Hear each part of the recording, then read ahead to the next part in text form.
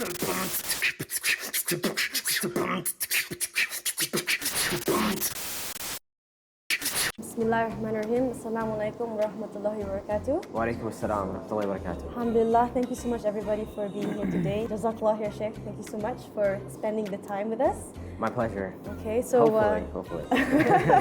okay, so yeah, we have a few questions, basically based on the lecture that you've had the last 2 days here with Fiqh Chillin.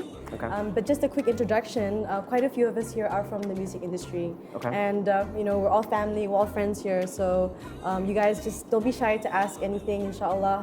You know. Mostly anything. Yeah. Mostly anything. So I'm gonna open up the floor and ask you the first question. All right. Basically, you know, I know for a fact that I definitely am addicted to a few things online, like definitely Instagram and Okay. Facebook and things like that. Okay. Unfortunately, you know, I don't want to admit it, but I'm admitting it right now, and I'm sure a lot of people have that struggle. So basically, yesterday you did talk about online modesty. Yeah. And you know, for all of us, realistically, you know, when we go back home, you know, we do check our phones pretty much like almost every 5 minutes. Yeah. How do we curb that? And also, like, how do we practice online modesty? Is there a way that we can actually protect ourselves, you know, as Muslims, and actually using social networks to, you know, for the good? Right. Yeah.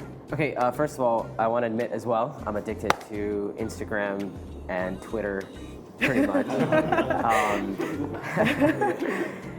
Look, one of the things right off the bat, I know we talked about this in the class, but the issue of moderation and balance, right? We really have to get away from the all or nothing type of deal. And I just don't think it's practical to say all or nothing. Like either you completely give in to Instagram and like you have no boundaries whatsoever. That's one extreme. The other extreme is people be like, oh, it's haram, just like get rid of Instagram and all that kind of stuff.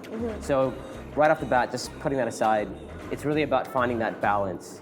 One of the things that I suggest, especially when it comes to Instagram, Facebook, Twitter, all that, it's having the right friends on Instagram, the right people around you that share similar morals and that have similar boundaries as you, and friends that can tell you when things kind of go out of line. They can be like, you know what, I don't know if that was appropriate or whatever. And believe it or not, I've had that happen to me, where I've had a friend of mine say, listen, you know, people are posting this thing on your Instagram or whatever, is that really appropriate? And then I rarely actually read the comments on my Instagram and Facebook, whatever, but someone was like, you know, in the end of the day, you're actually responsible for what gets said in the comments. And I thought about it and I was like, you know what, you're right. Because people, for example, they'll follow me on Instagram or Facebook, whatever, based off of who I am. And then when they read the comments, and if I don't say anything, or if I let things go, it's kind of my responsibility. Yeah. And so one of the things is, you know, having the right people there. Secondly, kind of having that sense of responsibility, where it's not like being responsible for what you put out there, and being responsible for how it gets taken, and what people say when they reply, and how it affects the world. And I know we talked about in the class, like your online legacy, right? The issue of like what are you leaving behind? Yeah. The reality is, once we die, our Instagram account is going to be there. I mean, unless we've hired someone to go delete it or whatever. Yeah.